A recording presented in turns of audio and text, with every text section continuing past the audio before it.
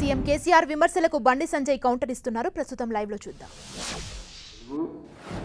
Hindi, English, Urdu, next China ready అవుతుంది. China భాష ఇంకో గంట మెచ్చుకోరు. ఇక చెప్తా మీకు. నిహావ్, నిహావ్ మా, ఓకే శేషే, నిహావ్, నిహావ్ మా, ఓకే శేషే. చెప్పాలి అర్థం ఏంది? నెక్స్ట్ సార్ చెప్తాను. నెక్స్ట్ మీకు రెడీ ఉంటుంది. ఇక మీరు నేర్చుకోవాలి చైనా భాష. నీ హావ్ అంటే నమస్తే అన్నాడు చైనా భాష. నీ హావ్ మా అంటే బాగున్నారా అని. షే అంటే థ్యాంక్ యూ అని వచ్చినందుకు. నేను సార్ చైనా మీద బాగా ప్రేమ పుట్టింది కదా పాపం. నేను మన వాగేది చైనా చైనా చైనా చెప్పి అందుకే 3 భాషలకు 2 గంటలు పెట్టాడు. చైనా భాష వస్తే ఇంకో గంట పెంచుకొని ప్రెస్ మీటింగ్. కామెడీ మొత్తం పొట్టు పొట్టు నవ్వుకున్నారు కదా చూసినట్టు. కానీ విలేకరులను తెచ్చా ఎవరు చేస్తలేరా? ముందుగా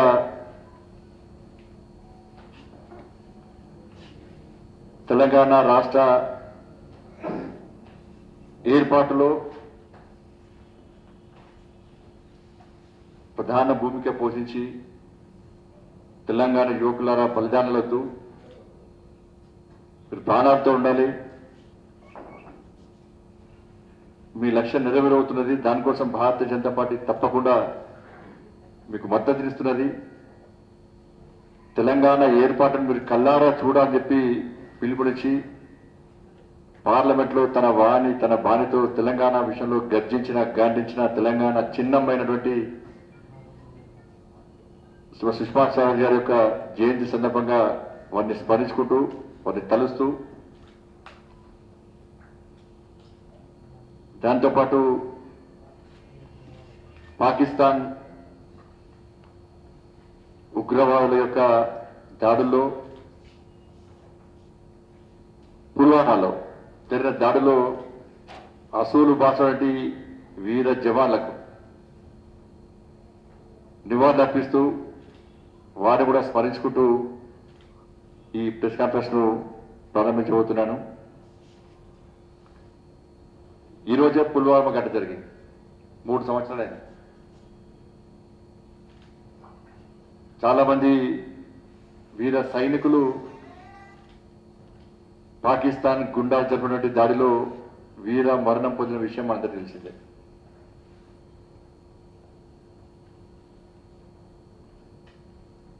దానికి ధీటుగా నరేంద్ర మోడీ గారి నేతృత్వంలోని భారతీయ జనతా పార్టీ ప్రభుత్వం సైనికులను వీర జవాన్లను పోస్ట్ చేస్తున్న సందర్భంలో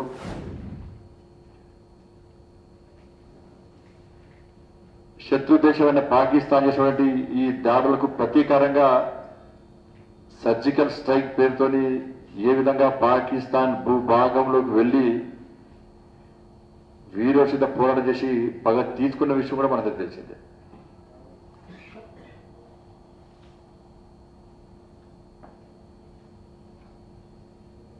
పాపం సర్జికల్ స్ట్రైక్ చేసిన విషయం వాస్తవం.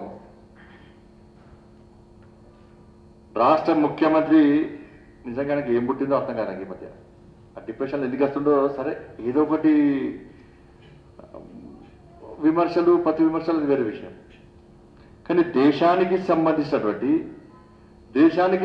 విషయంలో కూడా రాష్ట్ర ముఖ్యమంత్రి నిస్సిగ్గుగా నిర్లజ్జగా వీర సైనికుల త్యాగాలను కించపరిచే విధంగా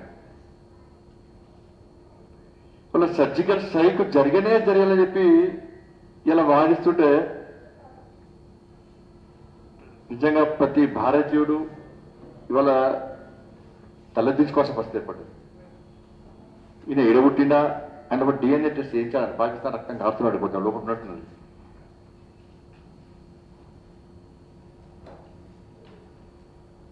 సర్జికల్ స్ట్రైక్ జరిగిన తర్వాత దేశవ్యాప్తంగా తెలంగాణ రాష్ట్రంలో కూడా ప్రజలందరూ కూడా పండుగ చేసుకున్నారు. వాళ్ళు పతాకాలు కాల్చారు, జాతీయ జనతా ర్యాలీ నిర్వహించారు, దేవాలయాలు పూజలు చేశారు, వీర సైనికులకు క్యాన్లతో నివాళులర్పించారు. ఇవన్నీ దేశవ్యాప్తంగా జరిగినాయి. ఒక ఇద్దరికి, రాహుల్ గాంధీ కూడా కేసీఆర్ దోస్తుగా రాహుల్ గాంధీ కూడా, వాళ్ళు ఇద్దరు తప్ప. దేశవ్యాప్తంగా పండుగ చేసుకుంటే ఇది వాస్తవం అయితే రాష్ట్ర ముఖ్యమంత్రి మాత్రం సర్జికల్ స్ట్రైక్ జరగలేదని చెప్పి అలా నేను వ్యాఖ్యానించడము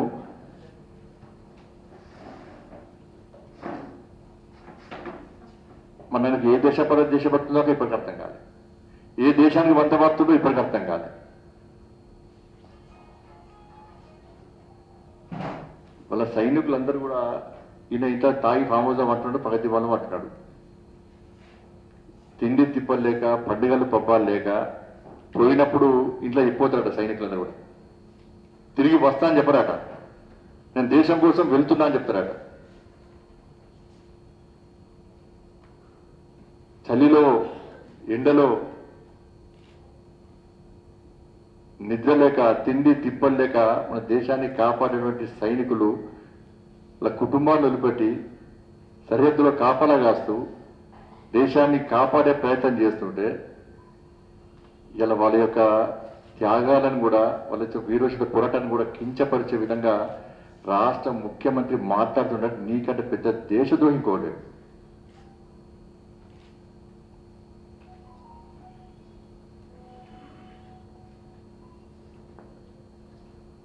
అసలు మన కన్న తల్లిని ఎట్లా అంటామో ఈ దేశ ప్రజలందరూ కూడా సైనికులను అంటాం, నమ్మి వదిలిపెట్టాం వాళ్ళకి.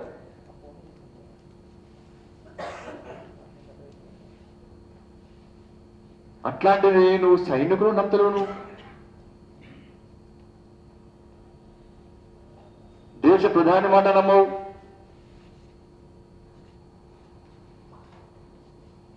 ఆ పాకిస్తాన్ అధికారులు వాళ్ళు చెప్పినా నమ్మవు.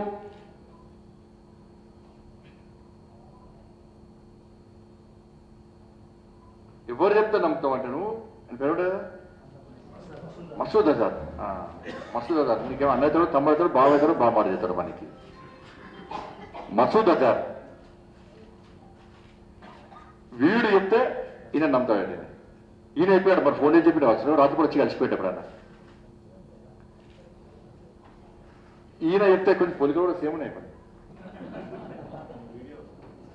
కొన్ని సేమ్ ఉన్నాయి కొంచెం. వీడు చెప్తే నమ్ముతాడట ఆయన.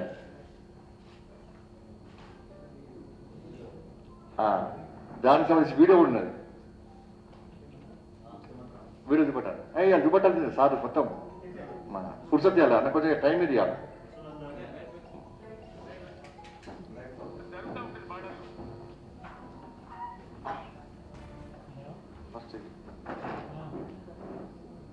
జరుగుతూ ఉంటుంది బార్డర్లు. దానికి నరేంద్ర మోదీ మొన్న సర్జికల్ స్ట్రైక్ అంటే కొట్టుకొడితే 300 మంది చచ్చిపోయిందని వీళ్ళు డొల్ల ప్రచారం. వాడు అజార్ మసూద్ కూడా చెప్పాడు, చీమ కూడా రావాలి కానీ ఇతనేం రాలేదని. ఇలాగే పోనీ చెప్పండి.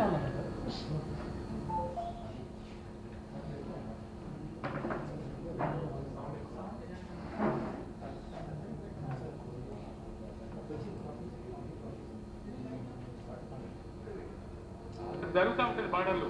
దానికి నరేంద్ర మోదీ మొన్న సర్జికల్ స్ట్రైక్ అంటే 300 మంది చచ్చిపోయిందని వీళ్ళు డొల్ల ప్రచారం. వాడు అజార్ మసూద్ కూడా చెప్పాడు, చీమ కూడా రావాలి కానీ ఇతనేం రాలేదని.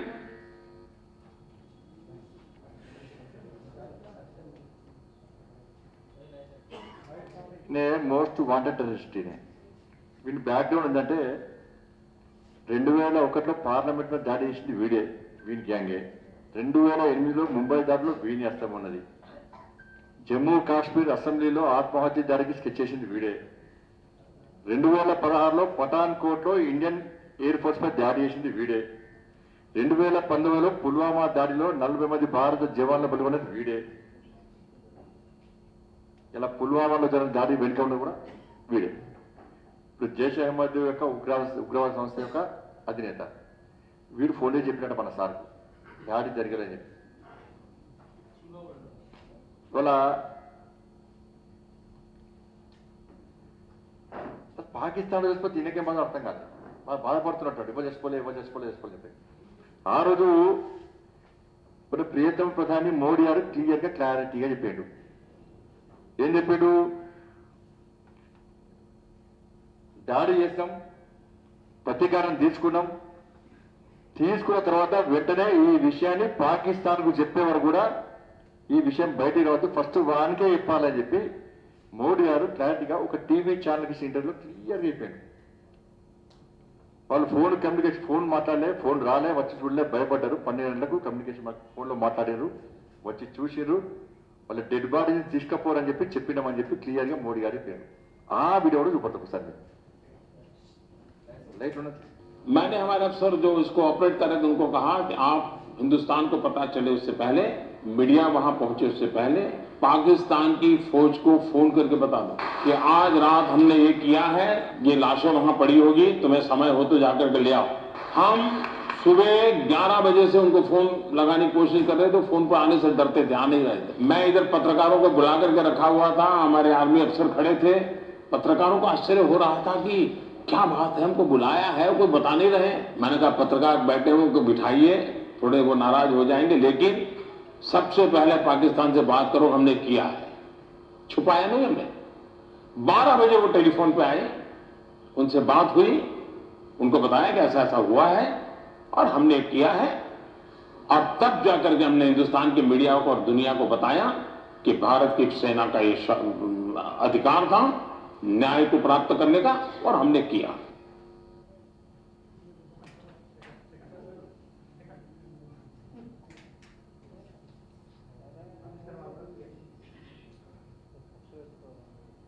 हमने दुनिया को हम मुत्तलिह करते रहे कि ये हरकत हो सकती है, लेकिन उन्होंने आज पाकिस्तान के खिलाफ जहरियत की है।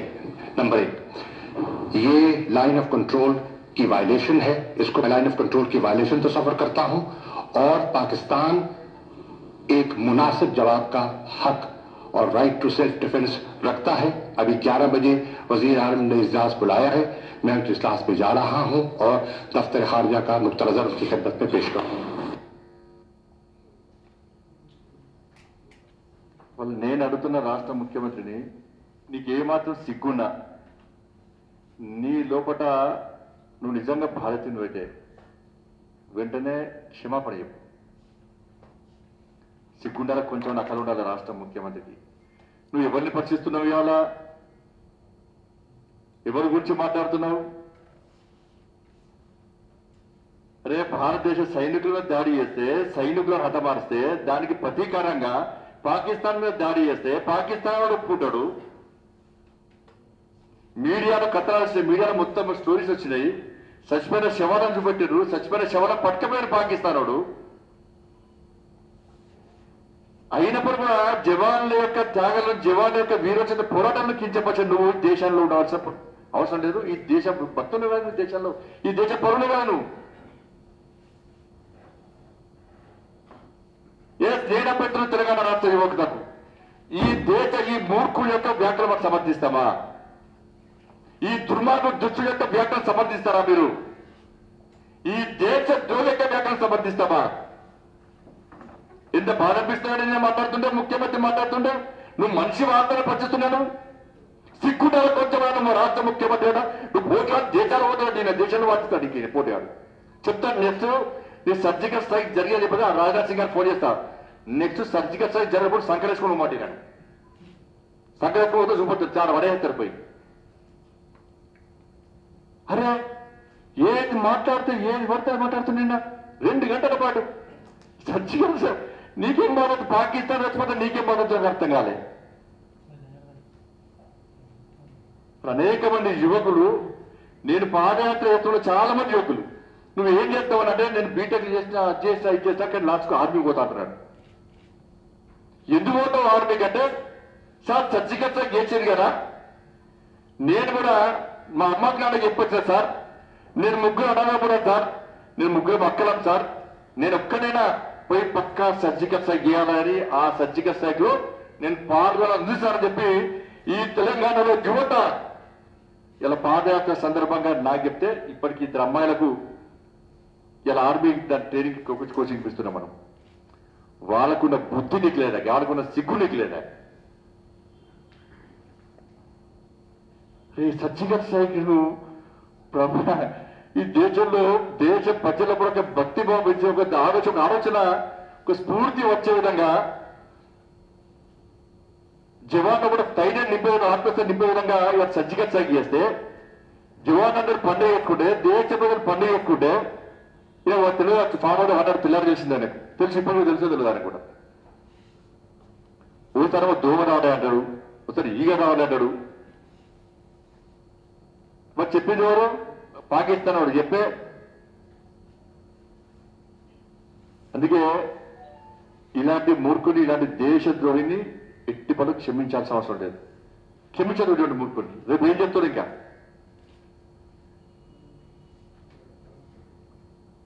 ఇంతకంటే నీచమైన వ్యాఖ్యలు కొట్టుండే నువ్వు విమర్శ చేయ రాజకీయ పార్టీ తిట్టు కానీ ఒక దేశానికి సంబంధించిన విషయంలో నువ్వు ఈ విధంగా వ్యాఖ్యానించడం నిజంగా సైనికులను పూర్తిగా వాళ్ళ ఆత్మస్థైర్యం దెబ్బతీయడమే ఆ రోజు అయితే వీరోచిత పనులు చేసినట్టు వాళ్ళ ఆత్మస్థైర్యం దెబ్బతీయడం తీయ సినిమా ఉండే కదా సినిమా ఉండే కానీ ఊరి పంపిస్తా చూడు ఇందులో పుస్తకం చదివా కదా ఆ ఉరి సినిమా ఉరి సినిమా చూపడతారు చూడు సార్ తెలుసా నీకు సార్ అంతే టైం ఉందో లేదు సార్ ఒక గ్లాస్ పట్టుకొని చూడే పక్క వాటి ఉన్నది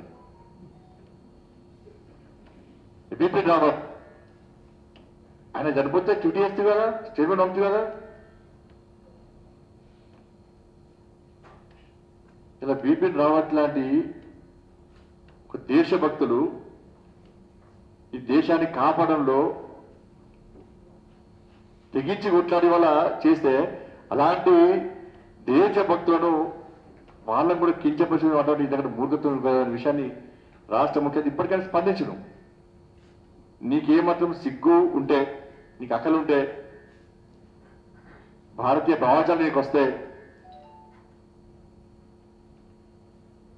నువ్వు నిజంగా ఈ దేశానికి సంబంధించిన భక్తులు అయితే నువ్వు క్షమాపణ చెప్పు. ఇవాళ నువ్వు చేస్తున్న వ్యాఖ్యలు తెలంగాణ రాష్ట్రం కాదు దేశం మొత్తం బాధపడుతున్నారు. అరే ఈయన ఏంది ఈ దేశ సర్జికల్ స్ట్రైక్ కూడా వ్యతిరేకిస్తుండే పాకిస్తాన్ రెస్పోర్ట్ కూడా పుట్టినే వారు రెస్పోర్ట్ బాధపడుతుండే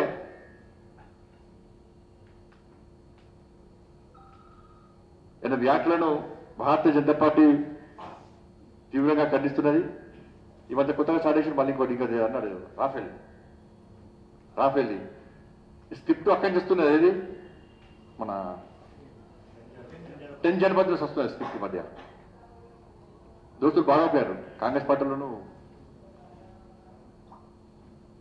10 జనపథ్ స్క్రిప్ట్ మొత్తం సార్ చదువుతున్నాడు. రాఫెల్ దానిలో స్కామ్ జరిగిందట అది కూడా చెప్తా. పొంగ రాఫెల్కి ఒక రెక్కలు ఉంటాయి రెక్కలు దానికి ఈయన కట్టుకోమంట ఓ రెక్కకి నేను కట్టేసి తీసుకుపోతే అప్పుడు దాన్ని పడేస్తే పీడపోతుంది అదే పోతుంది ఎరాయిగా రాఫెల్ కుంభకోణం వాటి ఈయనకి ఒడియప్పుడు మరి అది ఆల్రెడీ సుప్రీంకోర్టు పిటిషన్ కొట్టేసింది ఆల్రెడీ క్లీన్ చిట్ ఇచ్చింది. రాఫెల్ కుంభకోణం తప్పిది. సుప్రీంకోర్టులో నీలాంటి పిటిషన్ వేస్తే త్రివిధ దళాధిపతులు దాని విచారణ జరిపి సీల్డ్ కవర్లో సుప్రీంకోర్టు నివేదిక సమర్పిస్తే దాన్ని పూర్తి స్థాయిలో పరిశీలించండి గౌరవ సుప్రీంకోర్టు ఎలాంటి అవినీతి అక్రమాలు జరగలేదని చెప్పి సుప్రీంకోర్టు తీర్పు ఇచ్చినప్పుడు కూడా ఈరోజు మళ్ళా దాన్ని ప్రస్తావించినట్టే ఇది పూర్తిగా సుప్రీంకోర్టు యొక్క ఆదేశాలను ధిక్కరించినట్టే గుర్తుంచుకోవాలి రాష్ట్ర ముఖ్యమంత్రి. ఇలా క్లియర్గా ఉన్నది. నిర్ణయ ప్రక్రియను సందేహించడానికి ఎలాంటి ప్రాతిపదిక కనిపించలేదని సుప్రీంకోర్టు స్పష్టం చేసింది. ఈ యుద్ధ విమానాల ఆవశ్యకత నాణ్యతపై ఎలాంటి అనుమానాలు లేవని చెప్పి సుప్రీంకోర్టు స్పష్టం చేసింది. సుప్రీంకోర్టు జడ్జిమెంట్ ఇచ్చింది. సుప్రీంకోర్టు జడ్జిమెంట్ ఇస్తే కూడా ఈయనకు దేశ ప్రధాని మీద నమ్మకం లేదు, మాటలు నమ్మకం లేదు, త్రివిధ దళాధిపతుల మీద నమ్మకం లేదు, సుప్రీంకోర్టు మీద నమ్మకం లేదు, రాష్ట్రపతి మీద నమ్మకం లేదు. మరి ఎవరు నమ్మకం అంటే మళ్ళీ మసూద్ అజార్ లాంటి వాళ్ళ మీద మాత్రం నమ్మకం. ఇది గతంలో కాంగ్రెస్ పార్టీ ఇట్లా విమర్శ చేసింది. అప్పో ఇట్లా నిజంగా స్కామ్ జరిగితే కాంగ్రెస్ ఊరుకుంటారు ఎప్పుడు వాళ్ళ నాయకుడు. అందుకే చెప్తున్నా KCR next Congress party PCC president అవుతుండు. గతంలో కాంగ్రెస్ సోనియా గాంధీ అప్పుడు పోయి అడిగినట, మేడం నేను ముఖ్యమంత్రి కావాలి, నన్ను పిసిసి అధ్యక్షుడు చేయంటే ఒప్పుకోలేదట. అప్పుడు లైన్ క్లియర్ కాలే. ఇప్పుడు ఎట్లా ఈ పార్టీ అతి లేదు గతి లేదు, నెక్స్ట్ పిసిసి. అందుకే కాంగ్రెస్ వాళ్ళకి నెక్స్ట్ మీ నాయకుడు కేసీఆర్ రాసిపెట్టుకోలేదు. ప్రగతి భవన్ వచ్చి నెక్స్ట్ గాంధీ భవనే, అంటే రెండు భవన్లే కదా.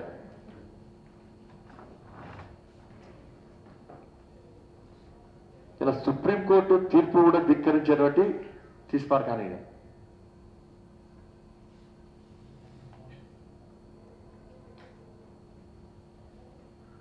రాఫెల్ గురించి కూడా నిన్న ఇవన్నీ కూడా సరే విలేకరుల సమావేశం పెట్టడము విమర్శలు. కనీసం ఒక ముఖ్యమంత్రి స్థానంలో వ్యక్తి ఈ దేశ భద్రత విషయంలో కానీ, వీర జవాన్ల విషయంలో కానీ, అంతర్గత రక్షణ విషయంలో కానీ హద్దు మీరు మాట్లాడద్దు. నువ్వు సంచలనం కోసం ఇంగ్లీషు, తెలుగు, హిందీ, ఉర్దూ అన్ని మాట్లాడి దేశ రాజకీయాలు పోవడానికి, దేశవ్యాప్తంగా చర్చ జరగడానికి ఓ మంచి పని చెప్పు. నువ్వు మంచి వ్యాఖ్యలు చేయి. సంచలనం చేయడానికి, సంచలనాల కోసం నువ్వు 2 గంటలు ప్రెస్ మీటింగ్ పెట్టి రాఫెల్ గురించి సుప్రీంకోర్టు తీర్పును ధిక్కరిస్తావు, వీర జవాన్ల త్యాగాలను కించపరుస్తావు, వాళ్ళ వీరసుల పోరాటాన్ని నువ్వు అవమానపరుస్తావు.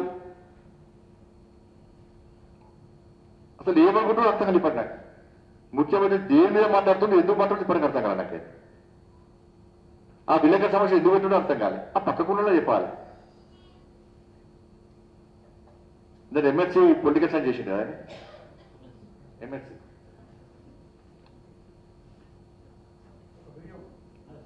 ఏమండి అదే దాని గురించి మనకు మైండ్ ఖరాబ్ అవుతుంది సమస్య. ఇప్పుడు చూసేసాక తోడుకుపోతా అదైతుంది కదా. బీజేపీ అవినీతి పార్టీ అట. ఈయనకి ఎడవించిగా ఉంటుంది పాపం. బీజేపీని తరిమి కొట్టకుంటే దేశం ఆగమైపోతుందట. తెలంగాణ ఆగమైతుంది ఎవరిదా మాకి. బీజేపీని తరిమి కొట్టుకుంటే ఆగమైపోతుందట. నీలాంటి సన్నాసి అందిత జుట్టు పడతాడు, లేకుంటే కాలు పడతాడు. నీకంటే పెద్ద అవినీతి పరుడు ఎవడన్నాడా అక్కడికి రాష్ట్ర ముఖ్యమంత్రి. నెంబర్ 1 అవినీతి పరుడు నువ్వే. 2015లో చెన్నై నుంచి సిబిఐ వాడు వచ్చి ఉదయం 9 గంటల నుంచి రాత్రి దాకా నేను విచారణ చేసినా లేదా?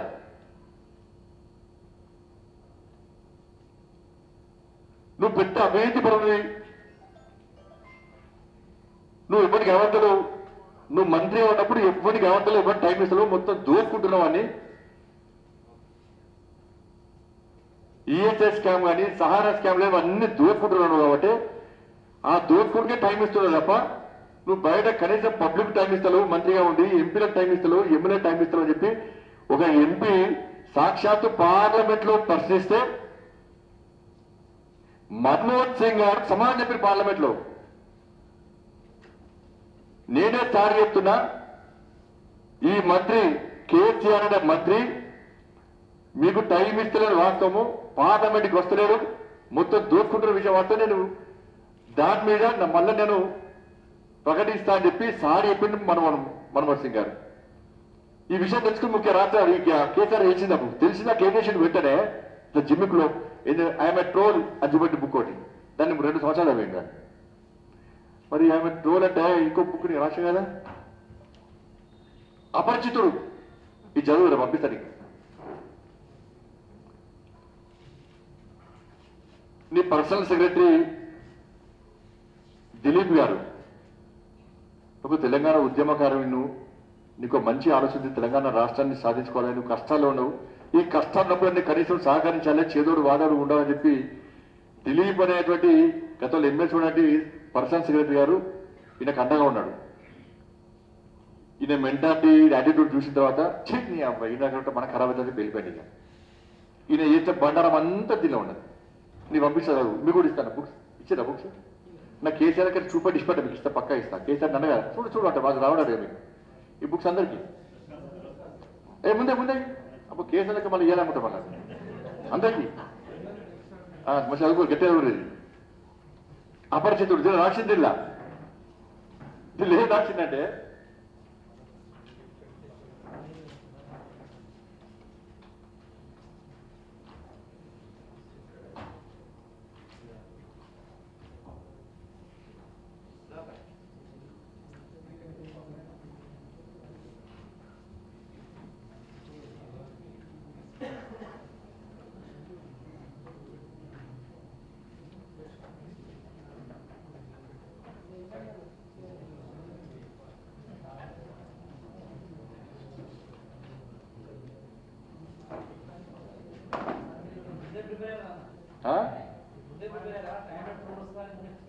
ఎవరు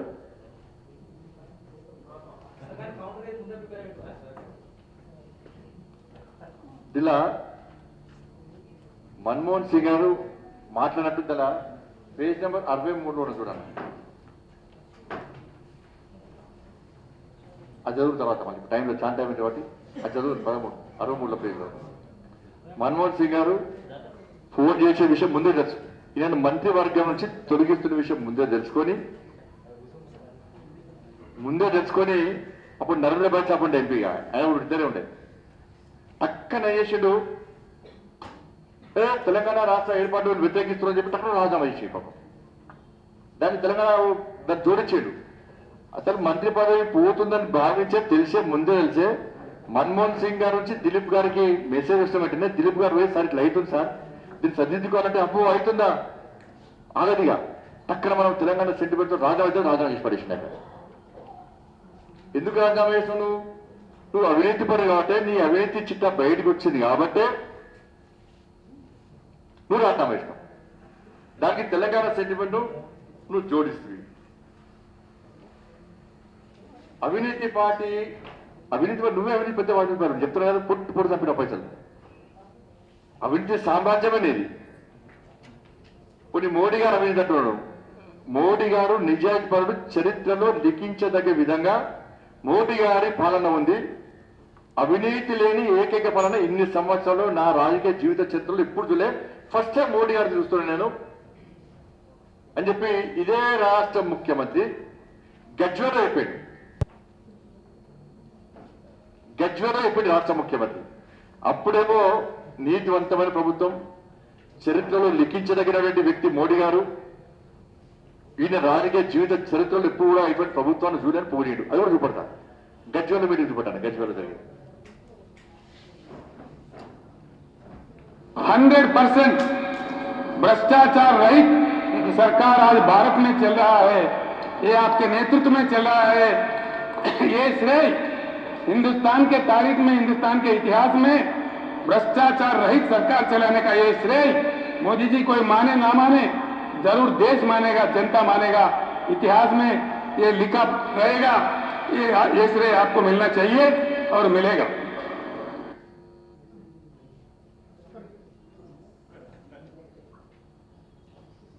सेंट्रल गवर्नमेंट से राज्यों को दिए जाने वाला डेवोल्यूशन आप प्रधानमंत्री बनने से पहले सिर्फ 32% था. बड़े सोच विचार के बाद आपने 2 कदम उठाए. इसका भी श्रेय आपको मिलेगा और आपका नाम भारत के इतिहास में सुस्थिर रहेगा. 32% डेवोल्यूशन को आपने 42% बना दिया. हिंदुस्तान के सारे मुख्यमंत्रियों के तरफ से, सारे राज्यों के तरफ से, व्यक्तिगत रूप से, मेरे तरफ से इस बात को मैं आपको धन्यवाद देता हूं और आपको बधाई भी देता हूं.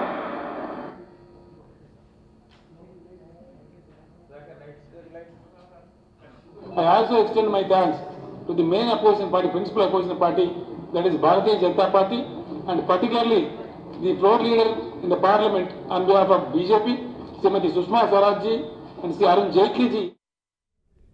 బండి సంజయ్ మాట్లాడుతున్నారు. లైవ్ లో చూద్దాం. అవినీతి సామ్రాజ్యం నీది, దీనిలో ఏం లేదన్నా.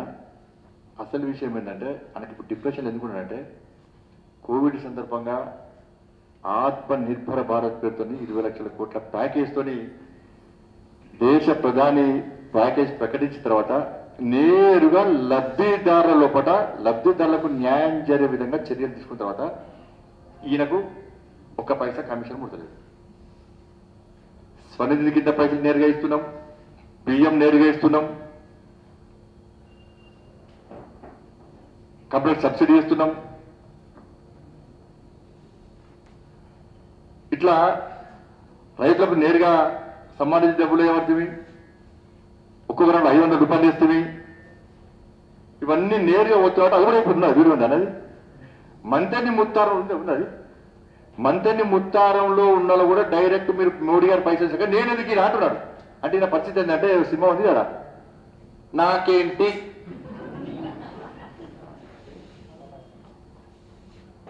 డైరెక్ట్ బియ్యం ఇచ్చాక నాకేంటి, స్వనిధి కింద డైరెక్ట్ 10 ఇచ్చాక నాకేంటి, అంతేనా? అది నాకేంటి, ఈయనకి నీకేంటి అని బాధ అన్నాడు. మరి నీకేంటి బాధ అని నేను అంటున్నా. అంటే నేను అందుకే తెలంగాణ ప్రజలు విజ్ఞప్తి చేస్తున్నాను, మీకు నేరుగా ఈ బ్రోకర్లు, ఈ జోకర్లు, ఈ కమిషన్ ఏజెంట్లు లేకుండా ప్రధానమంత్రి మోడీ గారు నేరుగా మీకు సహకరించే ప్రయత్నం చేస్తే, నేరుగా మీకు న్యాయం జరిగే విధంగా, లబ్ధిదారులకు న్యాయం జరిగే విధంగా చేస్తే కేసీఆర్కు కడుపు మాత్రం నాకేంటి అంటున్నాడు. ఇప్పుడు దీనికి సమాధానం చెప్పాల్సిన అవసరం ఉందా లేదా ఒక్కసారి తెలంగాణ సమాజం ఆలోచించాలి. ఆ జోకే గుర్తొస్తే నాకేంటండి, ఇది జోకర్గా నాకు అది అవ్వచ్చు. దాని పెట్టి చూస్తే నాకు కూడా చైనా భాష అందుకే మీ ముందే అనిపించాను, మళ్ళీ నెక్స్ట్ మాత్రం చైనా అని.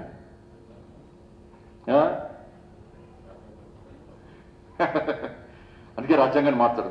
మరి ఆ చైనా భాష పెట్టారు ఉంటాను మరి అవును, అఫీషియల్ లాంగ్వేజ్ చేస్తారు, అధికార భాష చేస్తారు దాన్ని.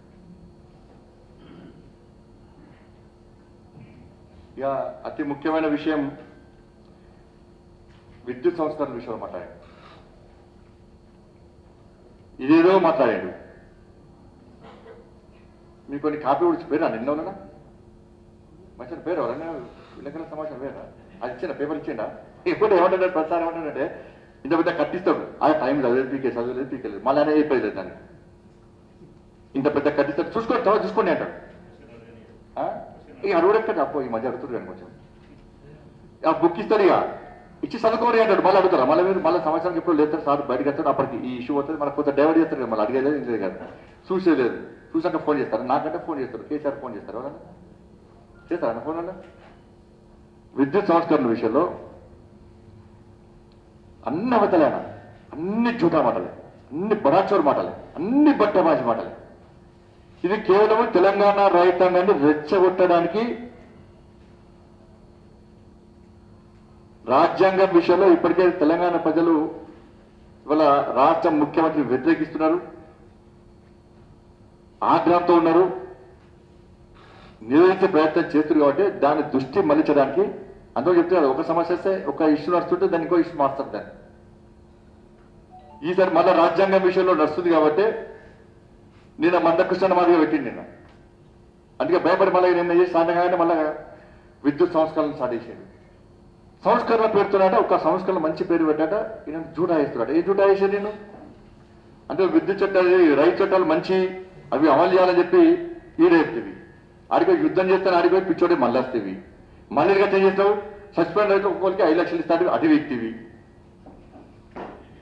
నోట్ రద్దు మంచిదంటివి, మళ్ళీ తప్పు వంటివి. ఒకసారి మంచిదంటాడు, ఒకసారి కాదు అంటాడు. ఇవాళ గతంలో తెచ్చే ప్రయత్నించినటువంటి పవర్ బిల్ 2020, దానికి 2020లో ఏప్రిల్లో కేంద్ర ప్రభుత్వం దాన్ని సవరణ చేసింది. గతంలో ఇచ్చిన బిల్లును కేంద్ర ప్రభుత్వం 2020 ఏప్రిల్లో సవరణ చేసింది. దాని తర్వాత 2021 ఫిబ్రవరిలో మళ్ళా కొన్ని మార్పులు చేసింది. దాన్ని ఫస్ట్ దాన్ని సవరణ చేసి మళ్ళా కొన్ని మార్పులు చేసింది. ఫైనల్గా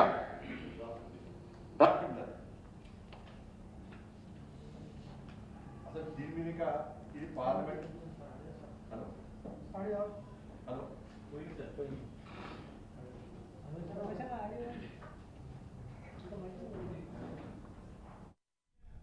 ఇవి ఇప్పటివరకు అప్డేట్స్. చూస్తూనే ఉండండి 10 టీవీ, జనం కోసం నిజం కోసం.